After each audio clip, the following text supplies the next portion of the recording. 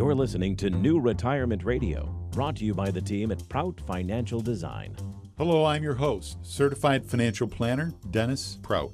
I'm Heidi Cartwright, Financial Advisor and RICP. Advisors associated with Prout Financial Design may be either 1. Registered representatives with and securities offered through LPL Financial, member FINRA SIPC, and investment advisor representatives of Integrated Partners, a registered investment advisor, or 2. Solely investment advisor representatives of Integrated Partners, a registered investment advisor and not affiliated with LPL Financial. Investment advice offered through Integrated Partners, a registered investment advisor.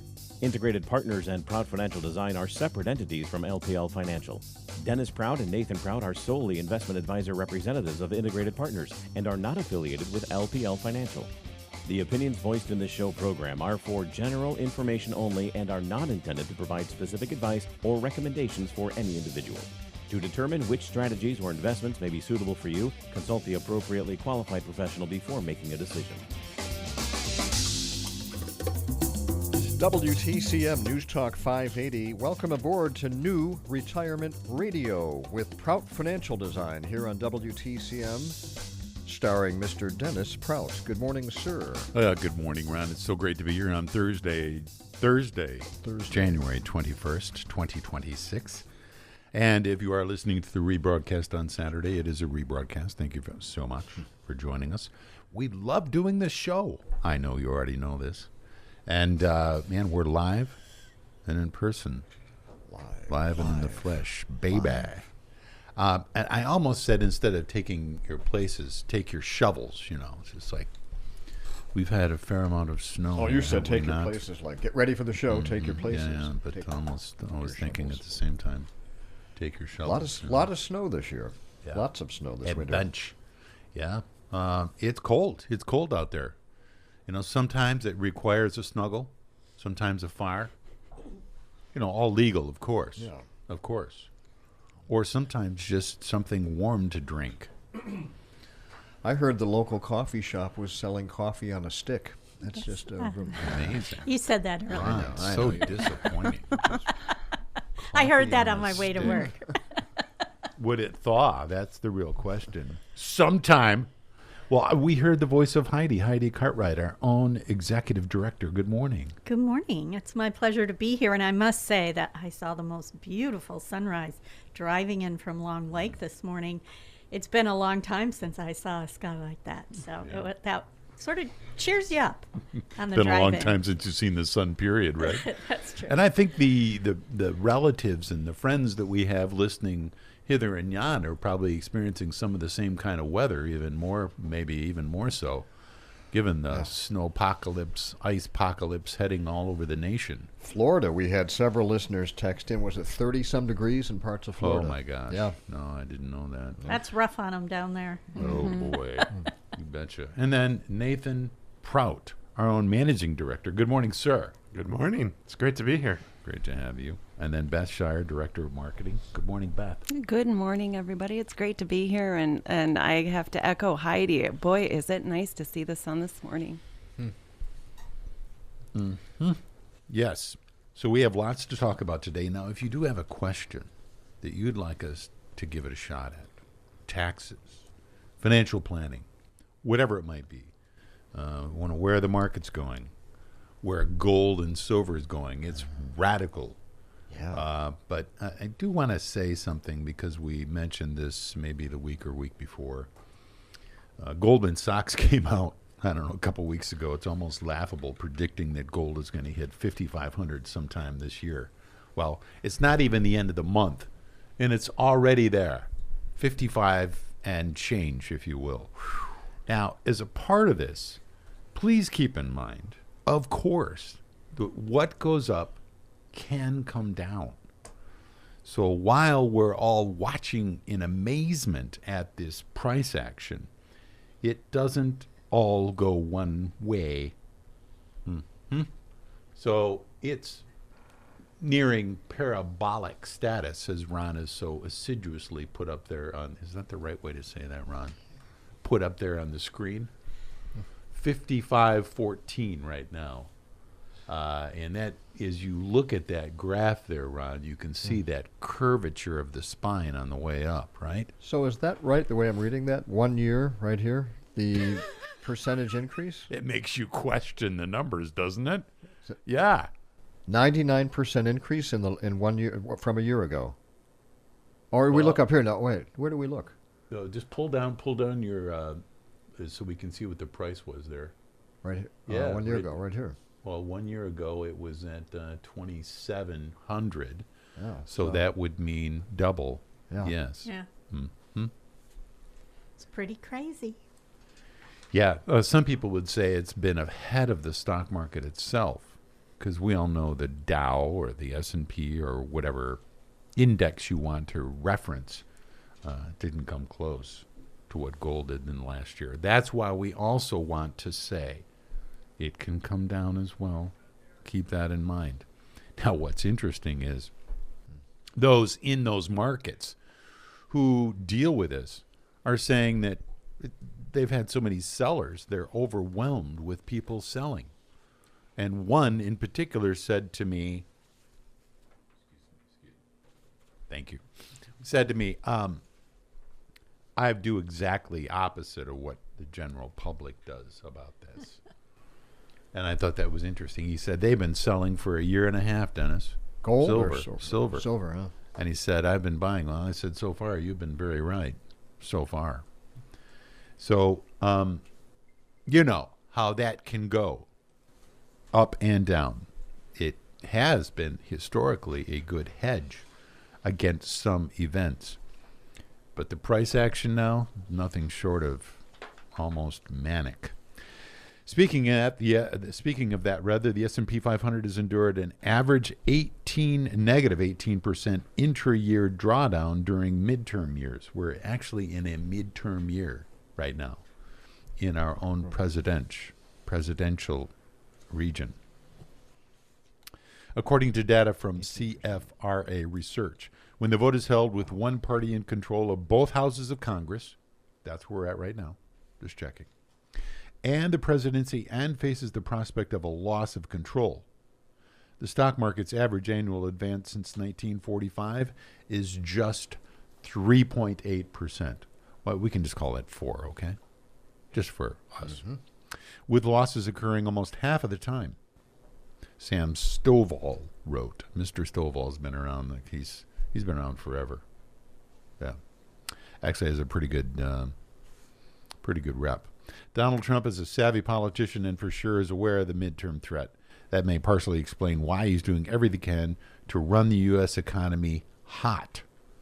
Greg Ip says it the best, according to our own economist, Mr. Rob, we'll call him. So it's interesting, the ways in which he can run it hot, and that can speak some truth to us, perhaps.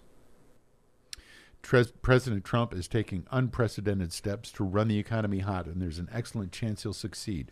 Washington, now this is a point I wanted to make. Stay with me now. Washington has 3 big levers that affect growth.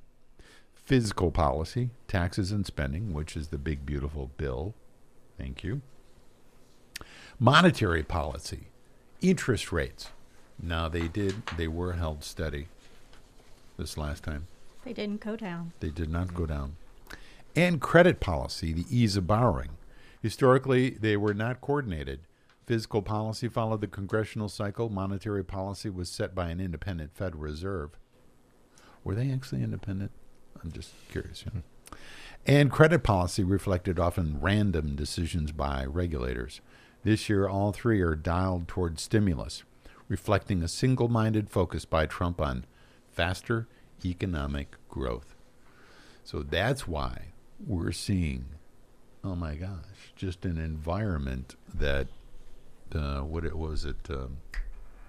Meta announcing $155 billion in new spending in AI for 20, I don't know whether they said it was 26, but it was a boffo number in terms of what they're spending.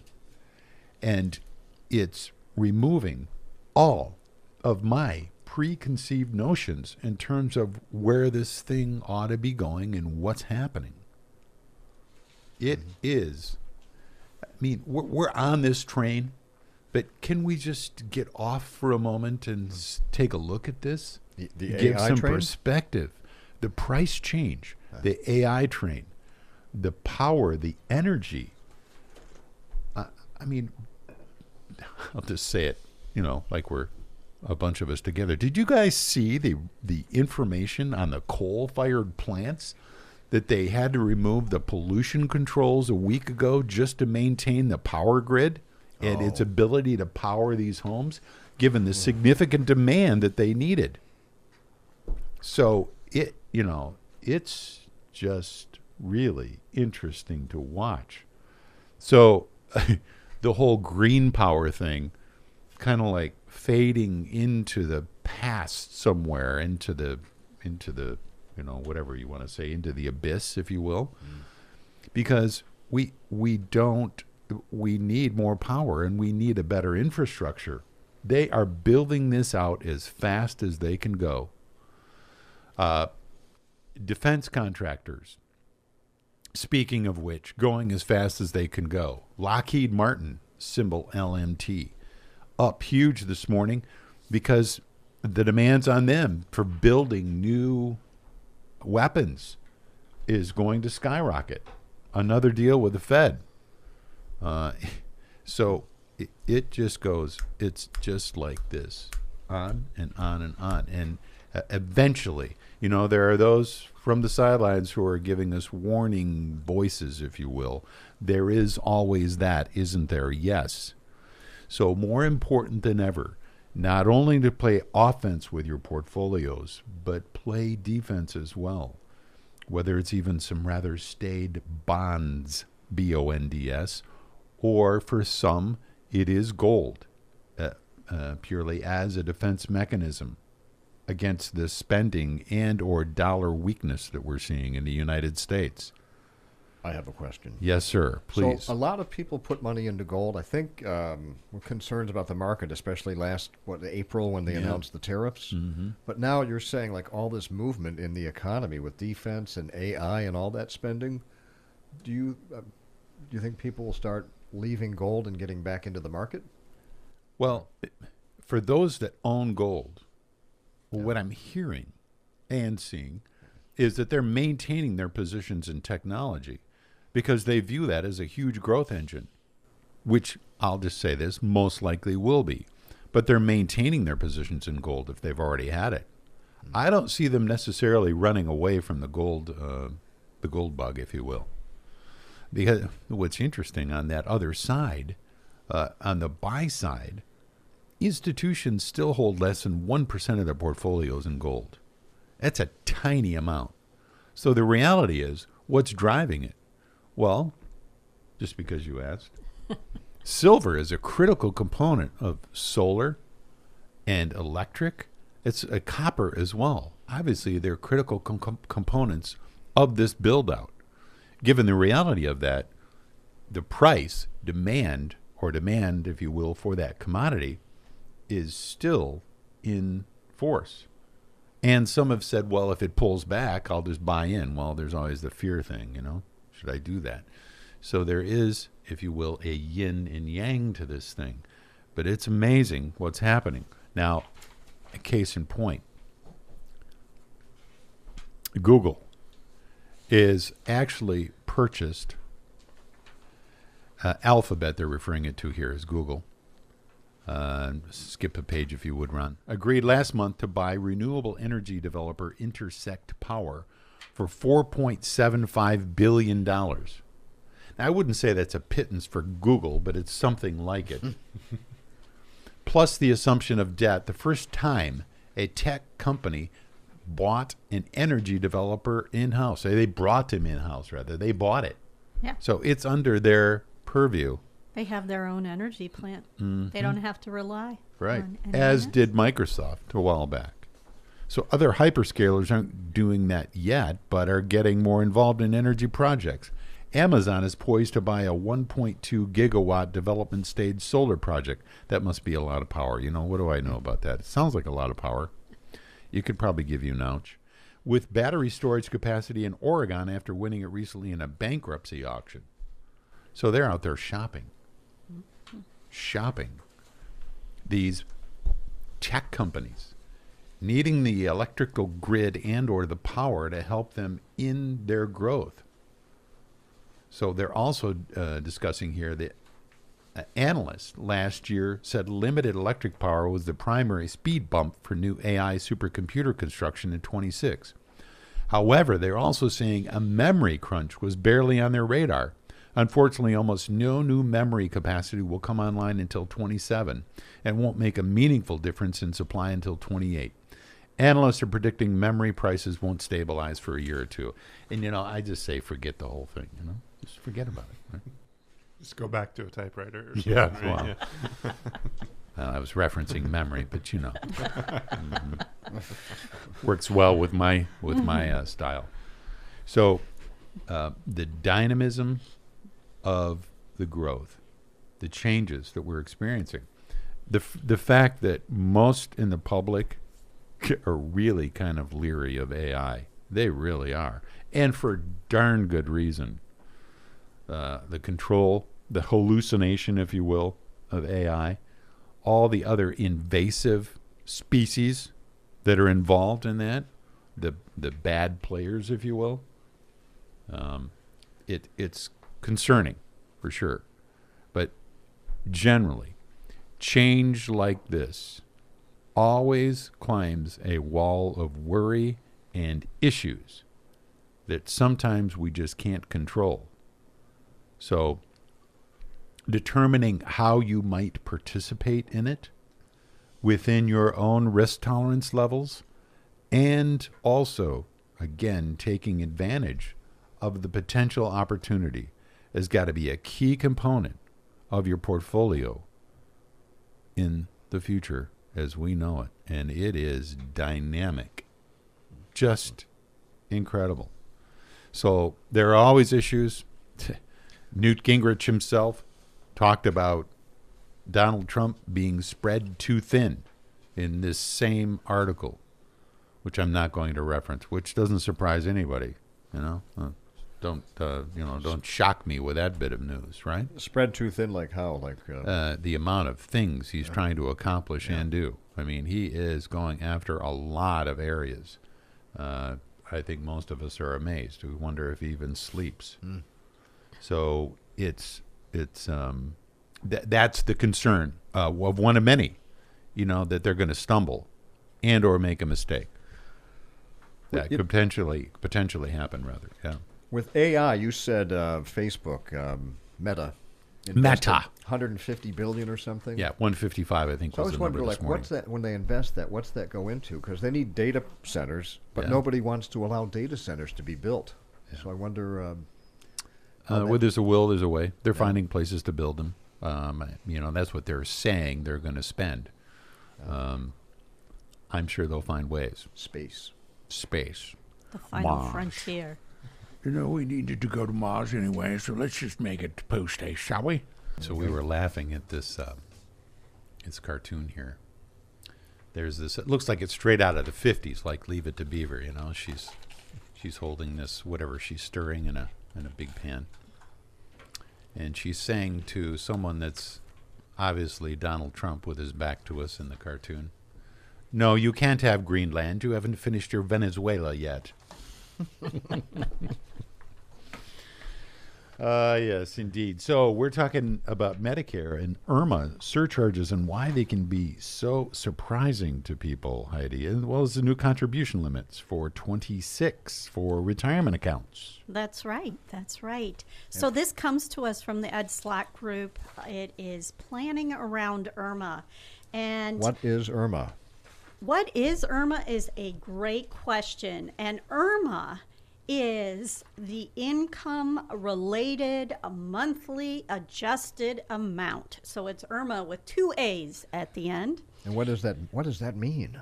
Well, IRMA is a penalty. It's a penalty that is a cost-sharing mechanism designed to require higher income individuals to contribute more towards Medicare. So when you have Medicare, there is a premium for Part D and Part B, and The IRMA charge is something that is added onto that premium that you will pay on that monthly premium on an annual basis. But every month, that penalty or that tax or that surcharge is added to the base premium. So if you qualify, and you qualify through how they look at your income levels, and there is a graduated scale. So what they base the income amount on is not your adjusted gross. It's your modified adjusted gross income. They wanted to make it more complicated, Yeah, which right. they succeeded in doing. You modified MAGI or Magi, however you prefer to pronounce And it. it never ceases to amaze me when we deal with all these governmental agencies, how they talk about income. But it's like none of them have the same definition of income. So you have to be aware of, does this qualify in this case or not this case? So what is included in MAGI or MAGI?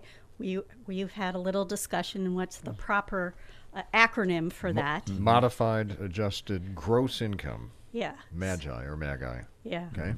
See? Yeah. It's gross income means it's not really presentable.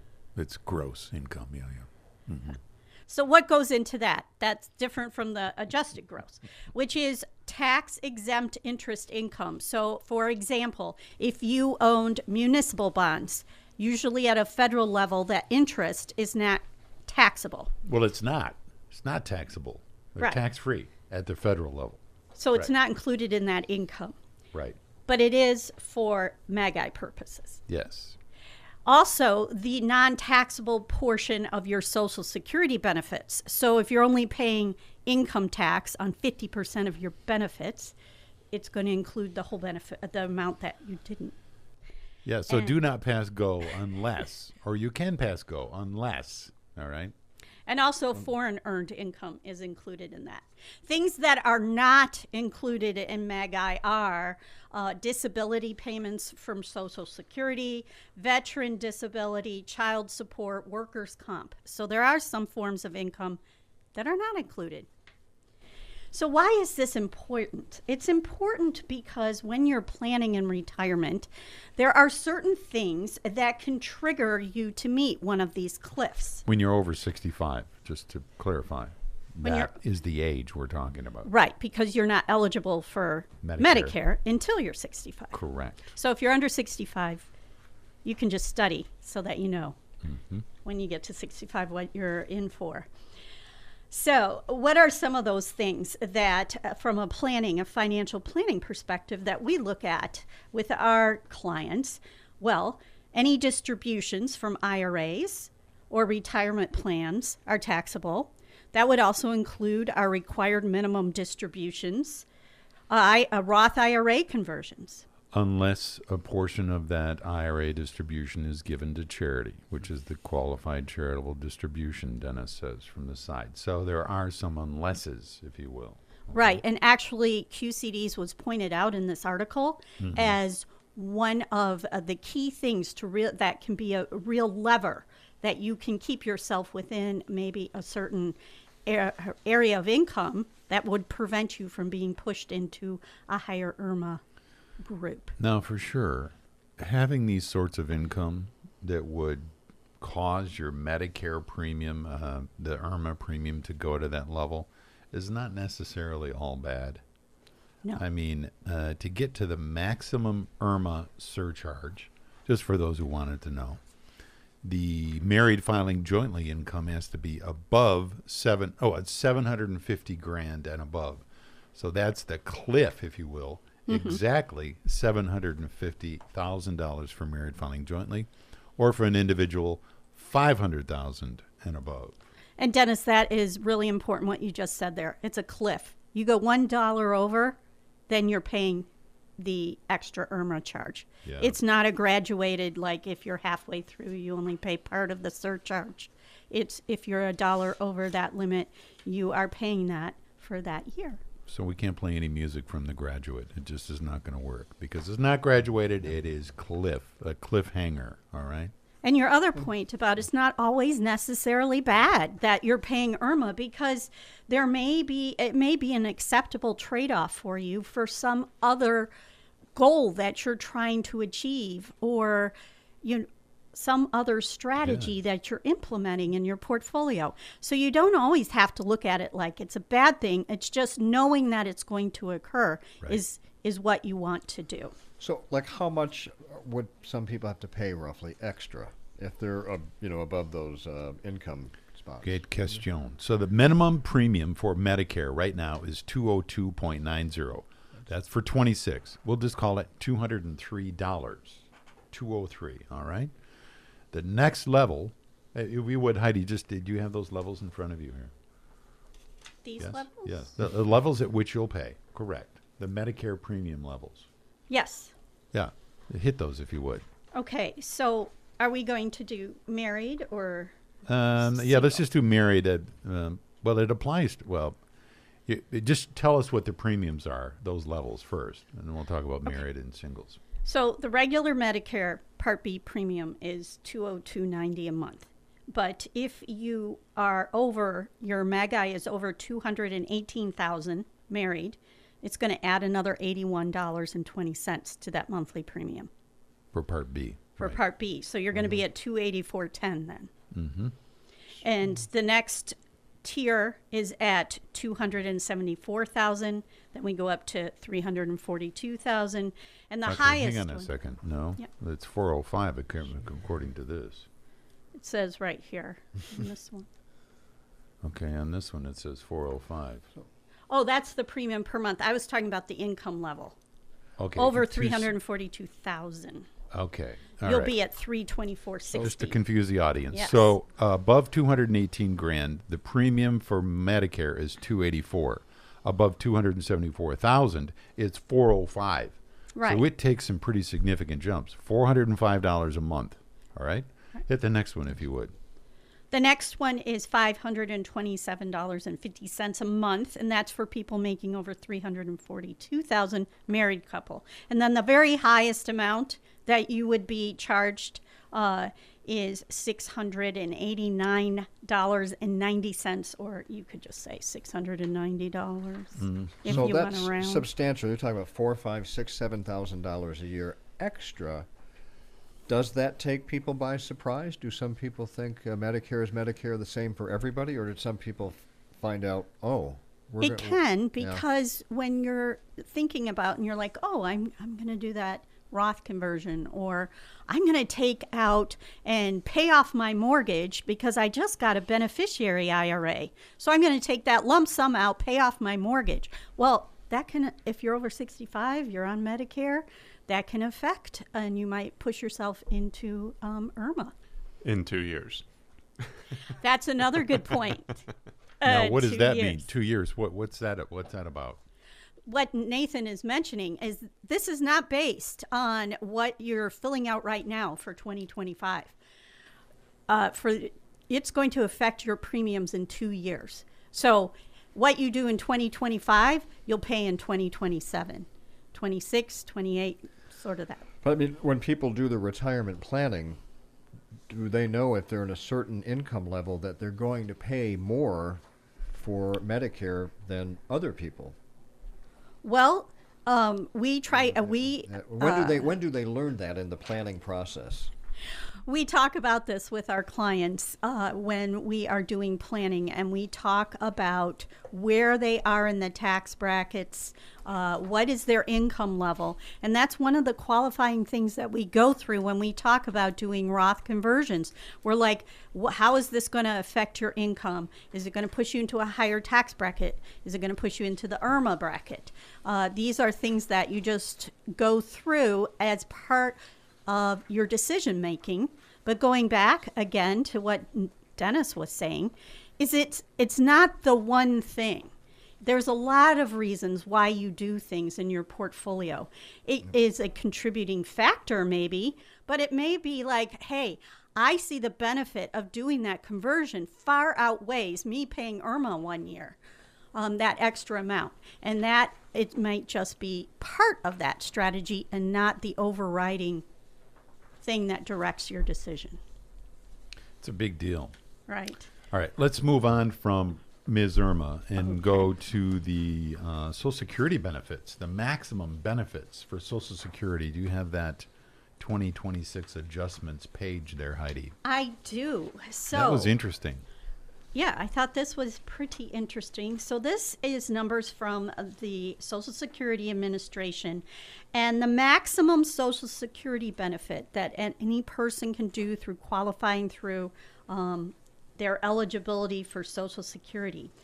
At age 62, the maximum benefit is $2,969 a month. That's if they've made maximum contributions to Social Security and been making those maximum amounts for 35 years. So it's not a small thing to have accomplished. Yeah. Correct.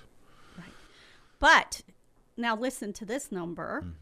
If that worker waited to age 70, the maximum they could receive would be $5,181 a month. So the difference between almost $3,000 and almost $5,200 right there on that monthly income can make a dramatic difference. About $2,200 a month. How's that work out though? If they say, yeah, but if I did retire at 62, I'd be making that $3,000 a month for 8 years. Right. That's the argument. Yeah. So it's about, if you were to wait from the numbers that we see, Nathan, whenever we're doing a financial plan, do you recall what the break-even point is usually in years? Usually. Yeah. So depends. What is my it depends, right? So typically, typically the debate I see for people is between full retirement age and age 70. Yeah. Or like right away if they're retiring at 64, let's say. So right away at 64, they typically have to live till age 66 or 67 if they start taking Social Security at that point for it to be worth it. If they wait till full retirement age at 67, they typically only have to live till about 72 or 73. So you would say 5 to 7 years or so. Yeah. For a break even compared to having collected at 62 is what you're saying. Yeah, 62, they don't usually show the break evens. It's usually just at that current age 62. that they're at. Yeah. So. Now, from what I recall, it's a 62 to 70. If someone had waited that long, and we'll just call it 8 years, thank you very much. It's about, at age 70, you got to live about 9 to 11 years or so for it to break even compared to age 62. Usually it's closer to that 7 or 8 year mark, but the difference too, you have to have a good why. I'll just say it that way. Why? Yep. What is your why to wait from 67 to 70? Even because adding more guaranteed income, depending on your views of how well Social Security is funded, right, can often lead to a lot more enjoyment with your retirement as well. So it's the style and or the lifestyle, we'll just call it, that you want to live. Having that guaranteed income, and that's been shown as making a significant difference in people or the general public's willingness to actually spend that money. If you have guaranteed incomes coming in, statistically, no matter where it's from, it's an IRA that's invested. We've talked about, Nathan, we're going to try to cover that, the sequence of returns. If that money's coming in every month, you're going to tend to enjoy it more. So there is a key component to that, is what you're saying. That, and yeah, it comes back to the financial plan, really, because what you need your money to do for you in retirement, right? And usually you don't need that difference of income from 67 to 70 to fund the goals and the things you want to do. And typically what I've seen is people want to travel at 67. They don't want to wait another 3 years or, Yeah. whatever that might be that they're waiting to do with that Social Security. They want to go to Alaska in August or, whatever it is, right? Right. By the way, can we go back to our last question with Heidi? Yes. So if you retired at 62, you made your major contribution for 35 years, you're going to get $29.62 a month, right? Yes. Now, 69, 29.69. if you did that for 8 years till you hit the age of 70, if you took the money, you'd make $284,000. Right. But if you wait till 70, you're not getting any money until you turn 70. So you're saying that after 9 to 11 years or something, it equals out where where even. waiting until 70 was the smarter choice. Exactly. Okay. Now, it's not yourself, Okay. just yourself. It depends on how much you want to use for travel, as Nathan mentioned, which is a Yeah. great point. Whether or not you need it. Whether you That's want to another leave point. a higher benefit for your spouse. Yes, that Yeah. was the next point. Is your spouse going to depend on that income? Do you want to wait it somewhere in between? Maybe it's 68 and a half. You want to play the game, if you will. Everyone can do something differently, and that's why we were talking. I mean, we got to have Bob back on here. Yeah. Mr. Bob Simpson, Social Mr. Security Social guy. Security. Yeah, we'll But try to all of get that done figures in the into next 2 months strategy, or though, so. with your financial advisor. It You does. Yeah. And that's, like Nathan mentioned, that financial plan. We bring in all these different dominoes that go into that puzzle and put it together and try to give a clearer picture so you have good decision points. Sometimes it's not easy. You have to determine what it is that you want. And is that always an easy thing? No, because you may not have had time to think about it. I mean, you have that career, possibly children, possibly grandkids, and all the rest. 3 dogs, 2 cats, whatever. You have another part of life you're trying to live. Yes. Questions, going Sure. back to earlier when you were talking, Dennis, you listed, it says NVIDIA and Tesla as second and third. Also, what's it mean to wait until the bubble bursts? And does that mean so that stocks cost less to buy? Is that answerable? Well, we mentioned the tech companies buying having significant needs for power. Yeah. Oh, yeah. Random access memory RAM chips, and the build out that they're doing.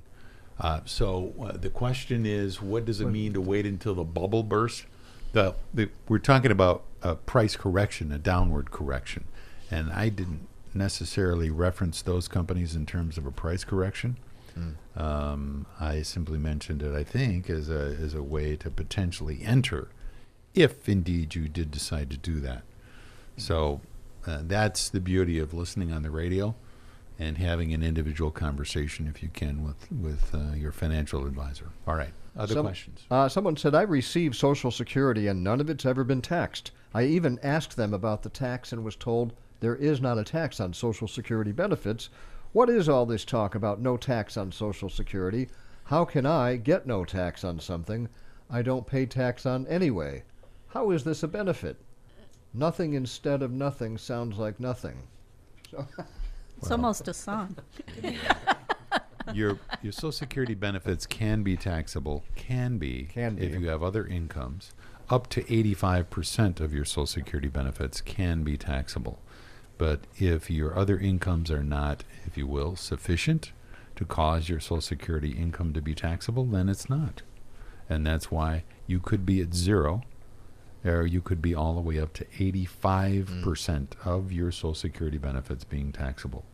So that's what they were saying in reference to not being taxable. In some cases, it's not. In that case, you're not paying any tax on it. So there was no cut on Social Security taxes, but they did come out with that $6,000. Oh, the one big beautiful bill. So what that is, that $6,000 is if you're over the age of 65. If you're married, you have an income under $150,000, you get an extra deduction, standard deduction, added on to the standard deduction. Yeah. So it could offset any taxes that you may incur on your Social Security, depending on your individual situation. You bet. So many people, I'll just say, are actually going to get a pretty significant tax cut this year, which is going to result in a bigger refund. Yeah. You bet. If I try to wait to 70 years old to get Social Security, but I don't make it, Does my wife get my benefit at whatever age I made it to? Well, that would be depend on whether or not she's collecting her own benefit or yours. So that's another variable that can come into play. But if he or she was not collecting yet, they're waiting to. Right. Yeah. Yeah. Well, she would either be able to collect to the greater of her deceased husband's or her own, right? But at that level, even though he hadn't yet collected. Okay. So she, given he would have been at that age, at the age he was deceased, whatever that amount would be. Let's say it was $3,000 a month, and her benefit is $2,500. So then she would be able to collect on his greater benefit at $3,000 a month. But if hers is if greater, he's deceased. then they would Yeah. just leave it Right. with her. That's why he may have said at that time, I wish I would have started earlier, and indeed he may have started earlier to collect his benefit because his wife has her own, and her own is equal to or more than his. Okay? We took Social Security at 63 years old. It would have taken us to 79 years to break even.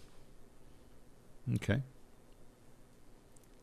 Okay. That's 16 years. Now, that's if you're just talking most likely about a straight dollar amount. That's not usually including any increases you would have gotten in the interim, having waited, because the increase is significant when you wait. It's about 8% per year, plus credits for any income differential you would have paid in that time, if again you were still working.